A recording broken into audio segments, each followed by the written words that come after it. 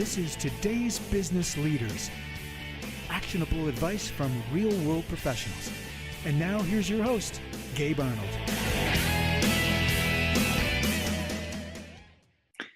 All right, today I have Jeremy Slate on the show with us, and I'm super excited to hear what he has to share and his kind of experience in entrepreneurship. We've, due to my schedule, struggled with this interview a little bit and moved it around a little bit, so I'm glad he was able to be flexible. So thanks for being on. You saved my butt on that though, man, because like I was telling you earlier, your assistant called me and is like, I'm here to reschedule the interview with Gabe Arnold. I'm like, I have an interview with Gabe Arnold? Shoot, man, I totally forgot to add it to my calendar. Cool. So we both screw up sometimes, but here we are. So anyway, welcome to the show, Jeremy. Appreciate you taking time out and hanging out with us and with all my rugged champions here in Business Marketing Engine, and of course everybody that tunes in on iTunes and YouTube. If you guys are tuning in there, definitely jump on Facebook and search for Business Automation Mastery. I'd love to have you hang out in the group with us and get other cool interviews and videos like this, plus all the training that we give away there. So welcome to the show, man. Yeah, absolutely. Thanks for having me. I'm stoked to add some value to your peeps today, man. Awesome. Thank you. So when did you first realize that you were an entrepreneur? Gosh, that's kind of a loaded question. It's funny because you told me you were going to ask this too, but it's like, I don't know, man. It was kind of like when I tried a lot of stuff early on that didn't really work, but it was also to the point of like, I couldn't really consider going to get a job anymore. Cause I'm like, I just don't think I would take orders well from other people anymore. And I think even though like at the time, like the income wasn't really there, I was kind of like, yeah, I don't see how I could do it another way. Cause I like had tried looking at some jobs and stuff like that. And it was like, you could make like almost nothing to do a lot more work than I was doing right now. I'm like, why do people do this? So for me, it was more like, in like 2014-ish, around that time period, I kind of realized like, I really can't go back to, working for somebody else anymore. So for me, that's really kind of where it started. But there was like a whole lot of stuff that led me to that point because I did like the quote unquote, like way you're supposed to do it, getting my master's degree, studying, abroad and stuff like that. Very cool. So you realize you're unemployable like me. Yeah. And you're like, well, I clearly can't work for somebody else. And for me, the really hard thing is I've had 3 jobs, all of which lasted like 8 or 9 months, each of them. I'm like, I can't do this. But for me, like realizing I was totally unemployable was a combination of the fact that I just don't do well in traditional settings. And also that in one day, on my worst day, I can make more than anybody makes in a week. That's super true. And because I know for me too, like I said, I taught high school for a couple of years, and like I just like was like the highly educated individual with my master's in like ancient history and like 13 years of studying Latin. And I stood up there and I just had these kids were literally throwing stuff at me, and I'm like, God, I sat in school this long to do this. Like, why am I doing this? Wow. And it was right about that time that my mom had a stroke, and I kind of like looked at it and I'm like, wow, okay, so like life can be taken from us. I didn't lose her, so she's permanently disabled. And it kind of took me through a path of trying many, many different things. And it was kind of like, even though it wasn't really working out, like you said, I could have one good day where I made more than, what I made teaching, which was, about as much as you make working at a Burger King drive-thru, was more responsibility. Yeah. That's a problem. Well, I was in private school too. In private school, you don't make much money.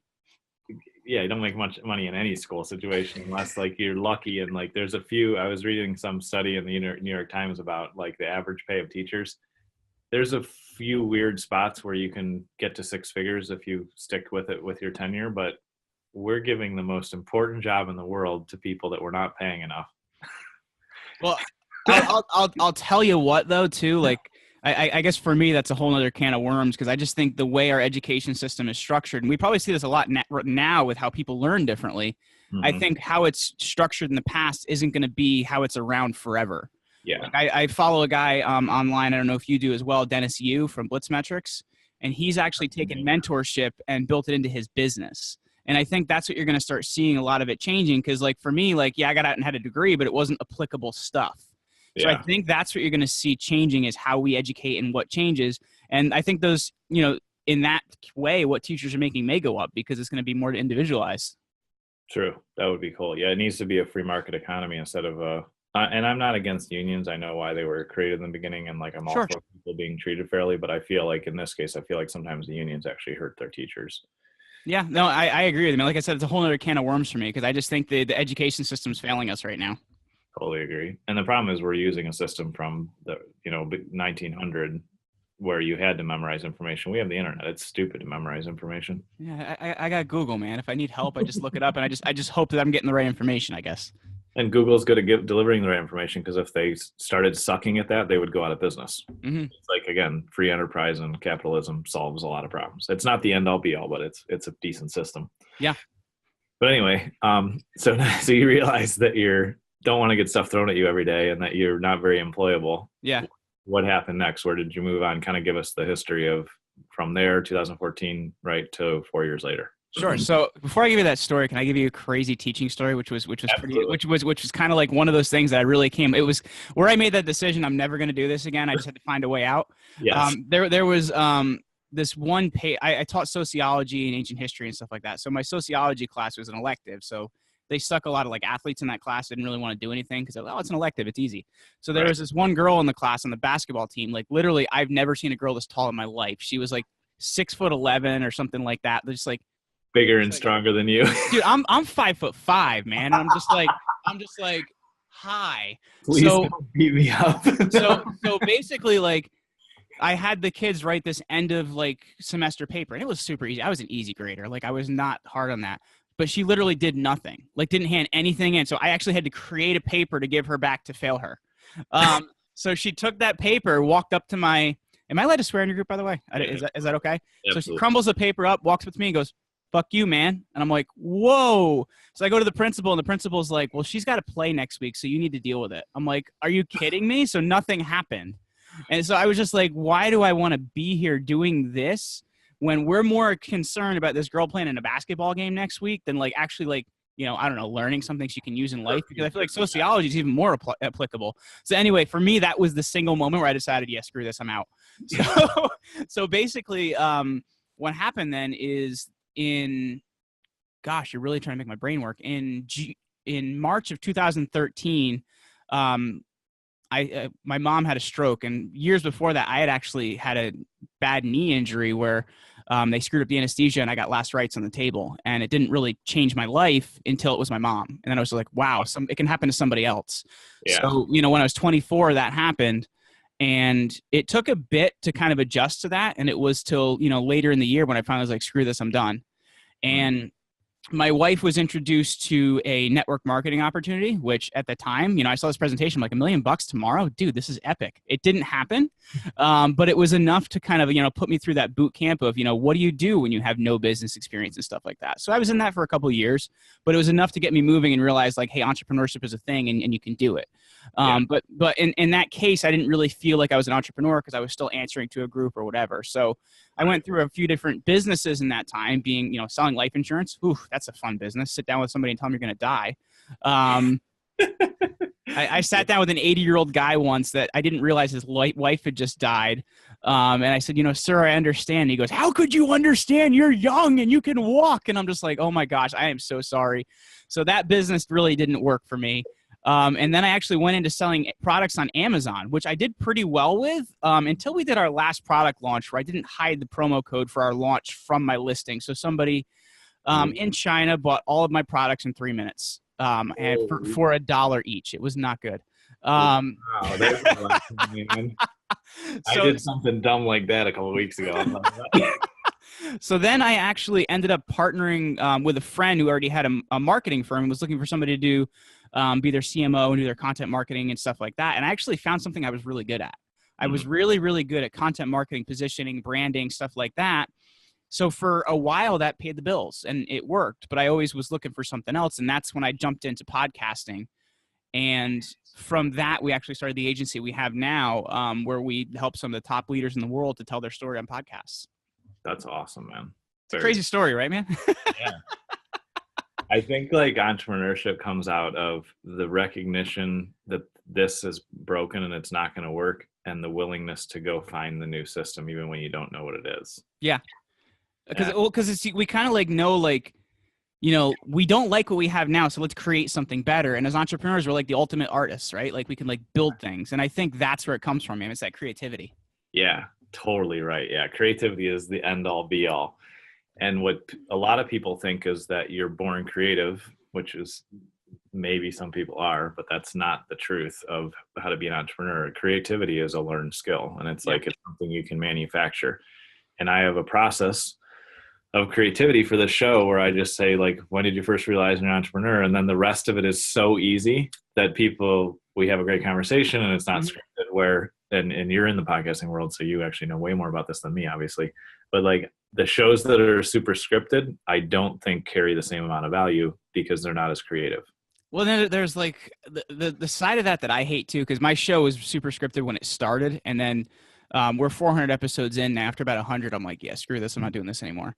So like I have two prepared questions, and that's pretty much it. And most of the time, unless they're like a well-known person, I don't really know that much about them. But like, I'll tell you what, man, like those shows aren't fun. Like they just really aren't fun because the guest wants all the questions ahead of time and all that kind of stuff. So they have it like rehearsed. It doesn't feel real. You know what I mean? Like it doesn't feel real. And I feel like in those real moments, going back to creativity, that's where, you know, those light bulb moments happen. It's because it creates this, I guess, more aesthetic quality to what you're doing. Yeah. And the problem or the realization or whatever it is that people don't realize early on when they're getting into business or trying to be an entrepreneur, they're starting their show or they're doing their thing, whatever it is, they think that they have to be polished in order to be successful and connect with people. And it's the total opposite. The more authentic we are, the more we just ourselves and tell our story and everything, the more that it actually resonates with people and they're more attracted to you. And it only took me 20 years to figure that out. Well, I'll tell you what, like the most attention I got from a podcast was from being on EO Fire. But it's also the most scripted as well. So it was the most stressful. Like I never get nervous on an interview. I was nervous as anything because like John asks you the question and you have to have a couple minutes there to fill before he asks you that next question. Right. So like, I'm kind of like I was red, man. Like that doesn't usually happen for me. And I was just like, it's a very weird experience because it's not a conversation. You know what I mean? Yeah. Though he does great at what he does and it works for him. For me, it's stressful on the guest side. Yeah. And of anybody, I'm glad you brought him up. Like I've listened to this show off and on for years and got to meet him a couple years ago and like awesome dude. And like of anybody, he's actually crafted questions that do help things flow and do bring some authenticity to it for sure. But I still would hold to, you know, my thing where one of the podcasts that moved me the farthest in life was the Foundation podcast with Andy, I can never remember his last name, and Dane Cook. Andy Drish, there you go. I totally what that guy's name.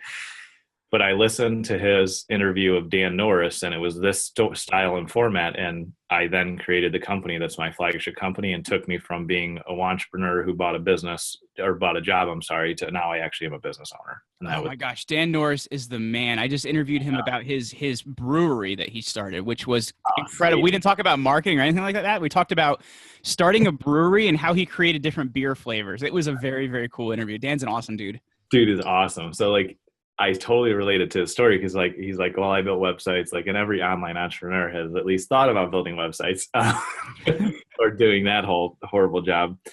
And I listened to him talk about his failures and his struggles and the up and down of doing that, which I totally related to. And then he's like, and then I came up with this subscription idea, and that's how I launched my Copywriter Today, which is our subscription service.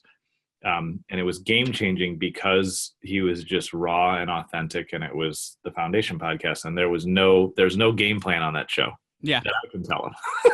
Yeah, I was on that show last year, and I gotta say, like, it's really cool to hang out with Andy the way he does that show. It's just very, very interesting. He's just like, all right, we're recording, and then he just starts asking you questions. I know, it's like just random or whatever, and so people are freaked out when they mess with. They're like, no script, no format, open-ended questions. I'm like, yeah, that's the thing. I'm like, if you don't like that, I totally understand, but you probably won't do well on the show because it's like I don't want fake canned responses. I don't want any of that crap because it just doesn't resonate with people and it doesn't help.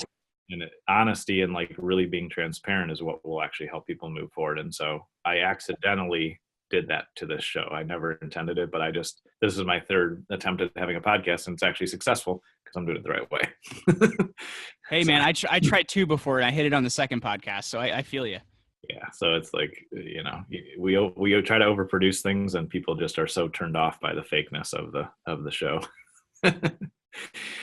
But yeah, so what do you do now? You do the podcast thing. Is that the main thing that you focus on? 400 episodes is killer, man. That's awesome. Yeah, so we're 400 episodes, closing on 1 million downloads. We just had Seth Godin on, which is really cool because I followed up with Seth every 60 days for 3 years, and he finally said yes. I'm like, awesome. That's awesome.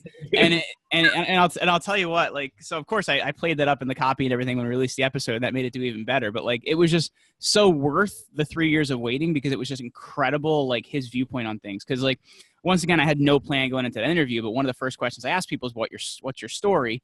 And then we usually kind of pick that apart for 8 to 10 minutes. Mm-hmm. Seth, what's your story? Lasted about 30 seconds. So then it was kind of like, I asked his viewpoint on like, the future of publishing. It went a really interesting direction where he actually talked about, because I was like, well, there's kind of this trend going on right now where everybody's kind of an entrepreneur. And he goes, if you look really closely at it, it's not the case.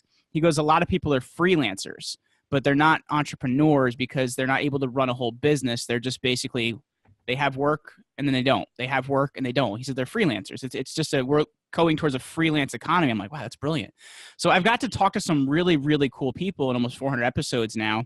And we also have the agency side of things called Command Your Brand Media, where we take people through a whole storytelling process, basically help them put together their opt-ins, their email sequence, all that kind of stuff. And then we find the right podcasts for them and help them get booked. And we just find, because we take so much responsibility of, making them get together the 3 components of story, message, call to action, and then having an call to action that actually works. Because a lot of people, like I was saying yesterday, my least favorite call to action is, all right, you can buy my shit at www. It's like, no, you have to consider that call to action is, most people aren't going to like want to give you cash right now. All you do is spend a half an hour with them. It's about building relationship, through whatever sequence you're going to create over time. So you can help those people, and you can also, feel like you're more, close to them. So that's a lot of what we help them do, before we even get them booked.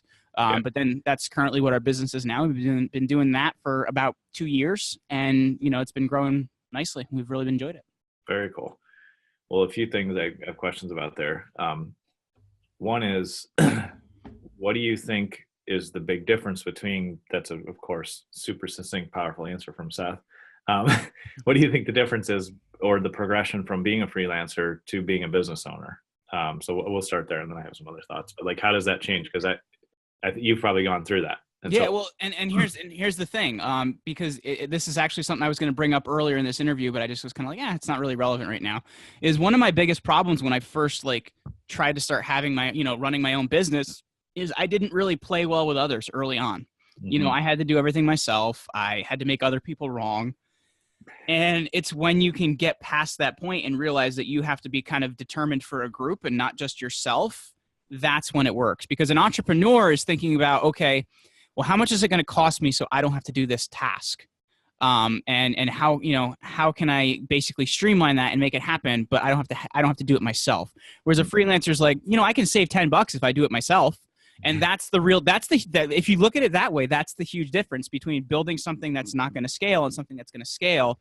Is an entrepreneur is looking to enable others to help them build something, whereas a freelancer is like, oh, well, I can save a couple bucks here or there. And that's, it's not to be rude. Like, that's where some people are, and that's going to be great for them. But that's the real difference there. Like, and it's, I think Grant Cardone and also Gary Vaynerchuk have made the same comparison of calling it an entrepreneur versus a business owner. And you could, make the comparison of a business owner as a freelancer. You know what I mean? Like, you have something that's, you're kind of the chief cook and bottle washer. Whereas if you can find, okay, you're going to do outreach. Okay, good. You're going to do my marketing. Okay, good. You're going to do my scheduling. Like, when you do a lot of these different things, then all of a sudden you're not in every activity of your business, and you create a business by being above it, not by being in it. Yeah, that's a great answer. And maybe one thing that came to mind, which is maybe the simplest way to distill this into like a statement or a belief, because what you said is really helpful, is the entrepreneur / business owner is a little bit convoluted to me. So entrepreneur versus freelancer, to me, the way I would define it is, an entrepreneur is more worried about their freedom of time than how much money they're making or saving. Yeah. Because what you just described is like, my mindset is like, I don't mow my lawn because it takes 6 hours and I can make more money doing other things. You got a nice sized lawn then, man. I do. Well, I will also equipment not suited for it. So it's a regular, like, riding lawnmower. It's not like the zero turn, like the company that comes and does it. Yeah. And charges me like $350 a month or whatever they do. It's like I can't even consider paying attention to that because it would take away the one thing I want. And the one thing I want as an entrepreneur is freedom of time to work on my ideas, to travel, to hang out with my kid, whatever it is, or to do podcasts or like whatever I feel like doing. Mm-hmm. And so like you just said, paying for what you want is being an entrepreneur instead of trying to save $10 so that you can max your personal revenue out to what, 70, 80 grand if you're a really good freelancer. Yeah, and it's funny too because I've heard I think Garrett Gunderson has said it before, or somebody else in that sphere. When you look at the difference between rich people and poor people as well, like poor people buy things and rich people buy time, and I think that's the real difference, and that's the huge difference. Like you bought a timeshare, great. What the hell are you gonna do with that? Like you know what I mean? Whereas if you just figure out how you can make more money and invest in your business, you can do a lot more things. And I think it's a mindset thing, man. It literally is just a mindset thing that keeps you in that place. Yeah, for sure. And the other thing, somebody was just on the show. I'll remember in a minute. Kieran Alvarez. He's super successful network marketer, which you'd love having him on your show if you want to have him on. But he said employees think work, pay, work, pay, work, pay. Entrepreneurs think work, work, work, work, work, work, work, work, work, work, work, work, work, pay, work, work, work, work, work, work, work, work, work, pay. Right. It's serious. We think a lot more long term, right? Like I think that's really it. Like we're thinking with 1 year, 2 year, 3 year, 5 year goals, whereas people are like, all right, I have a mortgage payment this month. How am I going to make it? And I think that's the huge difference. And that's really that stumbling block. And Gary Vee's talked about this before. He goes, to be an entrepreneur, you need to be able to think 7 days out and 6 years out. You need to be able to do both at the same time. Yeah, totally. And I always tell people, if you want to be a good entrepreneur, you got to develop your schizophrenia. Just not with your wife. She might not like that too much. Exactly. But yeah, it's totally a different mindset, and it's sometimes it can be hard to figure out what that mindset is or how to get there. But I think the biggest thing for me has always been listening to podcasts, so that way I'm virtually hanging out with people that are farther down the road, and reading and learning and just kind of like trying to accelerate my learning curve, because then I can operate better on a day-to-day basis. And fortunately or unfortunately, so much of what we do in the day comes out of our subconscious. And so if we're not consciously continually investing in our subconscious, we continue to do stupid things. Yeah, that's 100% true. Like for me, like I found a lot of the people that have, what I want to have. And I found out how we can, either work together or how I can help them so that I can learn from them or I can observe them, whatever it may be. Like sometimes it's just reading their books, but it's whatever it is, it's identifying those people and not deciding I have to figure it out all myself, right? Because it's like, and I think that's when to go back to school, I think that's where it's different, right? Because it's like, you know what I mean? Like, when I started my network marketing business as my first, like I said, it was my first thing to get me moving. It cost me a lot of money early on, man. But you know what? It didn't cost me, let's see, I don't know, 140 grand that undergrad and grad school cost me to be able to like learn to make money. And I think that's the difference is like, we have to really understand that. Because, that was like I said, it was a tough business to be in, but it was the best boot camp you can ever have to, making money, because you have to learn a lot of things that you don't have. You have to learn how to set a meeting. You have to learn how to sell. You have to learn how to manage a team. You have to learn a lot of these different things. And I think that's the difference. It's stuff you don't learn in school. And it's like, where the hell are you going to learn it? You know what I mean? Unless you find something that you can do. And that's why I'm always talking about it's the best boot camp you can ever do to getting into businesses is to run that type of business. I totally agree, because everybody that I ever have on the show that is now successful and it has stability, and stability to me means you're making at least 6 figures personally, not business revenue, right? Personal revenue of 6 figures so that you can not worry about mowing your lawn. Yeah. Or whatever. Hey man, we're looking at buying a house with 21 acres right now. I can tell you, I'm sure as hell not mowing that lawn. Anyway. That's right. But everybody that's been on the show that has stability and success, which like I said, is you personally making that, so that means maybe you're doing 500 or maybe you're doing $1 million in business revenue or whatever the number is. But depending on your model and your profitability, everybody has either done door-to-door sales or done some form of network marketing or had that training. And I could not recommend highly enough doing something difficult like that, because then it makes being in business for yourself a lot easier. Dude, those door-to-door sales dudes are like the biggest bosses out there, man. Like you got to have some nuts to go out there and just knock on doors.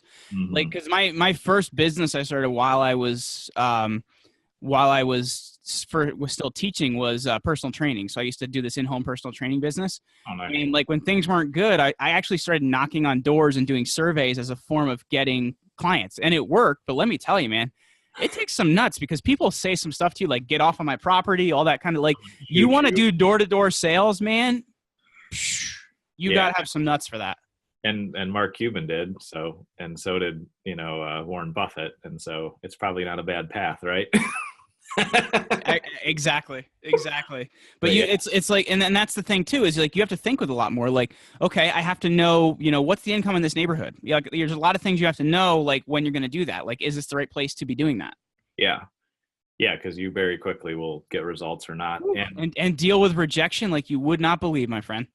Exactly. That's where I was going. Because if you have the mental toughness to deal with that level of rejection for that long, everything else in life is easy. Yeah. Literally everything. There's no amount of it's huge. So I've done a lot of cold calling. I've done a little bit door to door, but I've done a ton of cold calling over the years. And man, when you know that you have the guts to do that and you can push through it, then everything else is easy. Literally everything else. That's the biggest thing I learned from the period of time I spent selling life insurance. Like I said, I hated it, but the best skill I learned was how to cold call. I have no problem calling anybody whenever I have to call them, or making a big number of calls if I have to do it, because I've been hung up on, I've been sweared at, I've been threatened with laws that don't exist. Like it's really funny. There people are like, don't you know you're breaking blah blah blah blah. I'm like, you just made that up. That doesn't exist. So it's like, if you can do that, man, you can do anything. I totally agree. And yeah, people are very uneducated about the things that you're allowed to do with cold email and cold calls and door knocking. Yeah, exactly. You're breaking XYZ law. Dude, you literally just made that up. That doesn't exist. And unfortunately, it doesn't matter that they're wrong. Yeah, we could go well down that path. But yeah, so that's, I think, is really key, because unfortunately, this is a way our minds work, and the industry doesn't help. It's not the industry's fault, but our mind works to look at the shiny objects, the cool wins. Like if everybody like scrolls through my feed, they will mentally choose to look at the wins that I post about, and they will mentally choose, without knowing it subconsciously, to ignore like my post a day or two ago about having anxiety as an entrepreneur. They'll ignore that one. Well, it's easier to look at the positive or the things that we want to see. Well, and I think the thing too is like people don't always realize like the amount of effort you have to put in to see success sometimes. Like, you know what I mean? There was the last couple of years we've made it, and we've made it well. But before that, man, it was some scary shit. Like, you know what I mean? But I wouldn't change any of those things, because like I said, like I was an academic. I had no freaking clue. So I had to go through each one of those businesses I learned. And I can tell you the skill that I learned from each one of them that I still use today. And I think that's the huge difference. Yeah, absolutely. And it's like, I've been telling people a lot, don't worry, it only takes 10 years to become an overnight success. And so just keep at it. And if you have the stomach for it, and if you can stick with it, and if you're actively learning from your failures or challenges or the things that didn't go well, then you are going to arrive. But you have to definitely have the mindset, and I don't know who originally said this, but you have to say, I'm going to work at this until, until I find what I'm looking for, until I reach success. And that could be, I mean, I have had so many failed ideas. I tell people, like, I've had 250 ideas and 5 were good. Not very good odds. Yeah, but the thing is, man, you just gotta have one good one that pays off. You know what I mean? Exactly. It's crazy. For the one Apple that there is out there, there's 150,000. We're the Uber of blank. Insert uninteresting industry here. Oh, I know. We used to be, this is going to be the Facebook of this, and at least people finally gave up on that. But you're totally right. Now we're the Uber of, I'm like, wow, there's a way to dilute your brand. Well, I just wrote an article. So we write some really interesting articles on our blog. So I just wrote one about positioning and how you can basically hack the positioning in your niche pretty quickly. And I was like, if I hear one more person try to position themselves with Uber, they're going to realize how much it just doesn't work for you. We're the Uber of blank industry, dude. Nobody gives a shit. Like that's a horrible idea with all the press Uber's getting. Yeah. So that means you're going to fire your CEO, and you're going to, great. We're going to assault you if you're drunk. I'm not okay with that. Sorry. But yeah, that's just there is positioning that's effective, but that is that, and there is ways to piggyback on other brands, but that is not the way. Yeah. So you mentioned something earlier that I want to dive into, because this is something that I'm really learning a lot more about, and it's actually helped me realize what things worked well in the past and what didn't. And that's like telling your story and like your messaging, and then having the right call to action, which I read like 6 months ago or a year ago, Story Brand by Donald Miller, which is obviously pretty on point for that topic. Yeah. But what has been your application of that, and what was the difference between when you didn't do that? Because I'm assuming you were like everybody else and just said, buy my shit. I didn't have any shit to buy at that point in time. So you saved yourself from that one. But how did you go from not knowing that to now realizing that story is everything? Story is the beginning and the end. I guess just by doing it, because like I've been on I think 150 different podcasts now, and like we've placed clients on, like I think like 1,100 or something like that. So we've been involved in a lot of interviews, and I've done 400 of them. So it's like you kind of see that there's the ones that go really well. There's 3 things that are in alignment, and the ones that suck don't have any of those 3 things. And I think that's the key difference that I noticed. And the main one is, and if you look at every interview, they're going to have it in some way, shape, or form. Like EO Fire is going to have it. They're all going to have it. And that's your story, message, call to action. So story is like what personally happened to you that can emotionally connect with somebody and tie them into what you're going to talk about, and actually gives you permission to then tell them your message. Like, what do you want to teach them? The key messages. And it's really funny because I did a live coaching call in our Facebook group yesterday just to prove to people like, yes, I could do this with anybody. So we got on with a woman that I had no idea what her business was. It turned out she teaches people all the things you need to know when your parents are getting older so that you don't lose money. So I'm like, all right, well, where do you want to go? She's like, okay, I want people to buy my course. I'm like, okay, great. So that's where you want to end up, is you want them to buy your course. So what's your call to action? I get them on a phone call. I'm like, ooh, that's really bad. People don't want to do that. So I'm like, we're going to come back to that. So tell me your personal story. So she ties it down. I'm like, okay, that's great, but let's get a little bit more emotion in there. Tell me some exact things that happened to you. So she tied that down, and I'm like, okay, so what's the next part? She goes, well, there's 101 things you have to know. I'm like, dear God, we cannot do that in a podcast. So I'm like, let's tie it down to the 3 major ones. Like, what are the 3 major ones that people can know? Because you're going to tell people there's 101, but I did so much work to help you that we're going to trail it down to these 3 major ones. And then what we're actually going to do then after we do that is your call to action is going to be a worksheet that's going to help you work out those 3 major ones, where each day you're going to send them a video and a chance to actually have that phone call with you. And on day 7, the last day of that email sequence, you're going to give another chance to have a phone call with you. You're going to find your sales sequence is going to work so much better, because now it's about, hi, this is who I am. I'm right where you've been. You can emotionally connect with me. This is what I teach to you. I made it simple because you're probably driving, running, or whatever, and you don't have time to like think with 101 things. That's scary, man. Yeah. And then I'm actually going to give you something to help you apply what I just taught. So now you feel like you understand where I'm coming from. You got some data. Now you can apply that data. That's a win. And now you're going to be much more open to wanting to work with me or whatever it may be.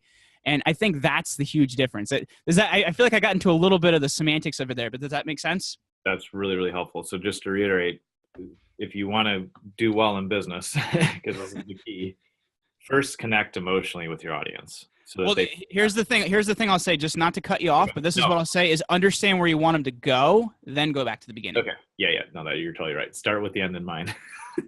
Understand where they need to go. And then knowing that, start with the emotional story that will help them down that path so that they connect emotionally, because through video and audio and in person, we're never going to move unless somebody gets emotion involved. Data is boring. Data sucks. 101 points is a horrible idea, like you said. So we connect emotionally. Then we share a concise message that, in a sense, the way this sounds to me, and tell me if I'm off because this is your thing, we are then using some message, some data, some information to build my credibility that reinforces my emotional statement that I made. Exactly. And then you're allowing them to apply it, because that's the huge thing. If you just give them information, it doesn't really matter. Right. You want to actually give them a small win because you're helping them apply it. And that's huge, man. Yeah, that's exactly. So yeah, so then they have actionable information out of the message, and they're like, oh my God, this person in 20 minutes, an hour, whatever your format is, changed my life. Of course, I'm going to go download their sheet. And then that's a further qualifier. And if they're like, this was super helpful, now I know who the expert is. Not only do I know who the expert is because their message was strong, but I know that I want to work with them because they went through that with their mom or their dad or whatever. Yeah. And then here's the thing too, is like, once you get that like checklist or worksheet or whatever that opt-in's going to be, you have to then use that. Like, the thing I found works really well for our clients is taking that and, like, let's say your checklist has 5 things on it and breaking it down to 5 days of emails. Each one of them, like, for me, I love video because I don't like to write if I can get away with it. Yeah. So I do a video each day for 5 days, and it shows them, okay, well, this is how you can apply this part. And you're also giving them an option at the bottom. Wow, did this help? Great. Well, book a call. Let's see how we can make it work for you. You always want to give them value with an option to buy. Right. And then your last day is going to be, okay, well, I just gave you 6 days of value. Are you ready for it? Here's, book your call or check out our training or whatever it may be here. Awesome. And that totally is in line with the things that I've seen that launch successfully. I have a question about that because I've been messing with something and you probably have more data.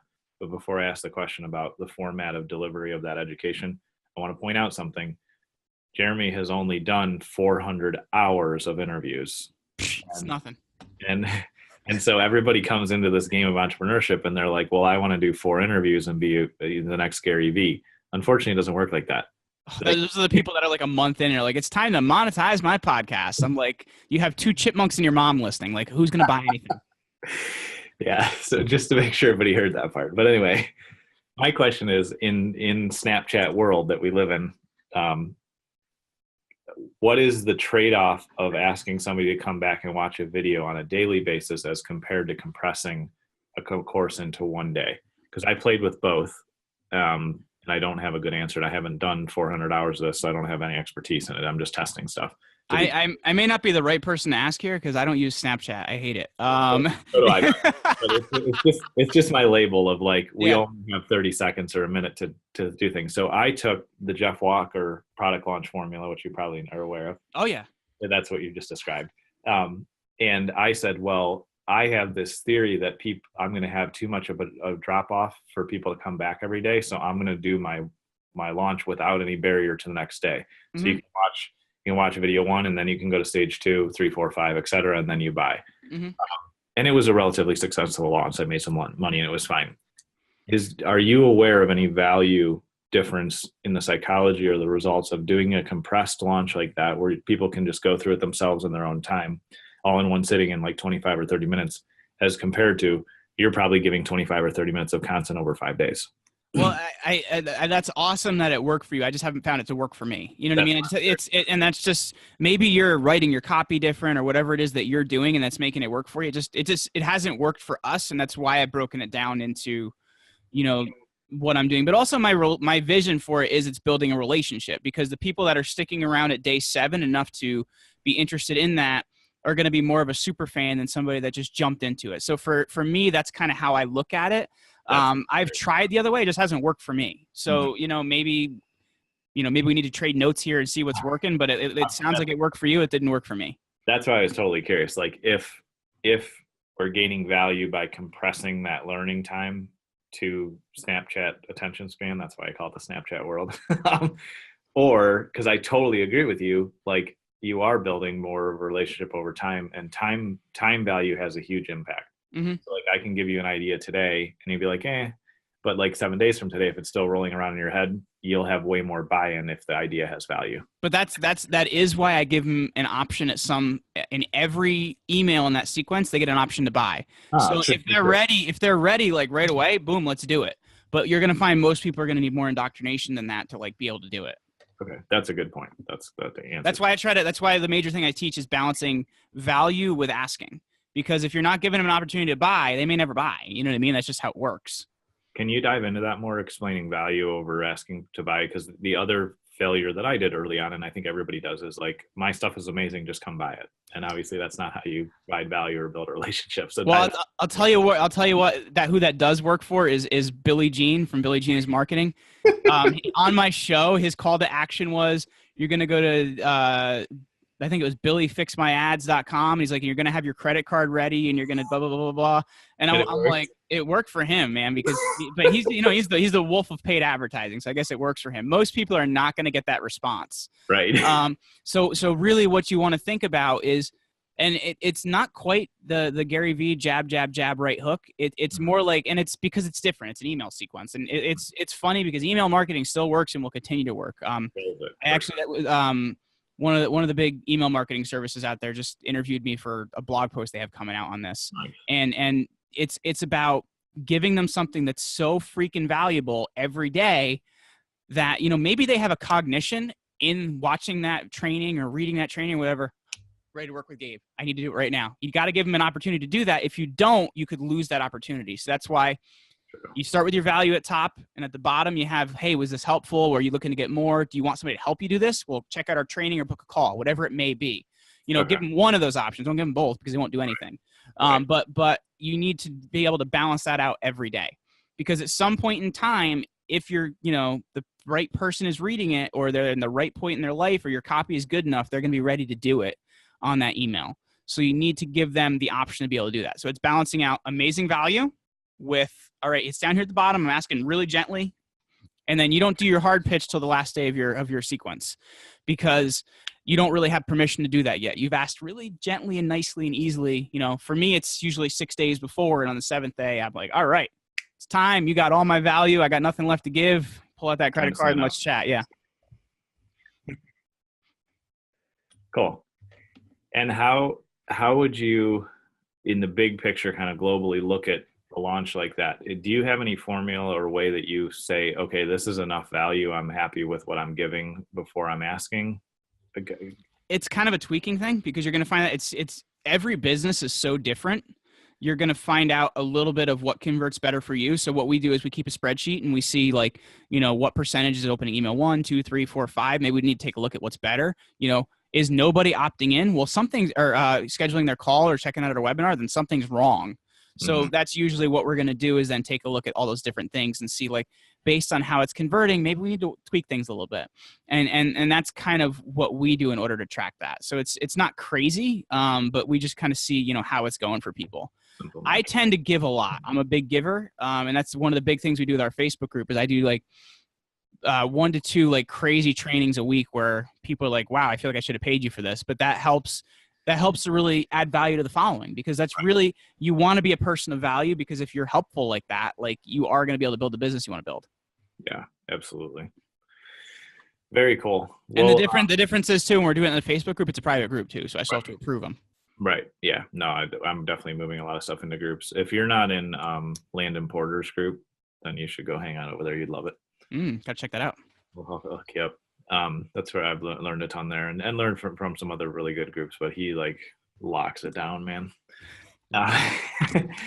Cool. So this has been super valuable, Jeremy. Where can people connect with you and hang out and learn about what you're doing, or get into the group, or what's the best way to get into your world? Because I think you've got this nailed down and this is super valuable. Absolutely. So these guys have been hearing me talk a lot about a checklist today, so they can actually come get mine, which is going to help them to be an amazing podcast guest, over at commandyourbrand.media/checklist. And they can see that out. And yes, they will be put into a 7-day email sequence where they're going to learn some really cool stuff from me.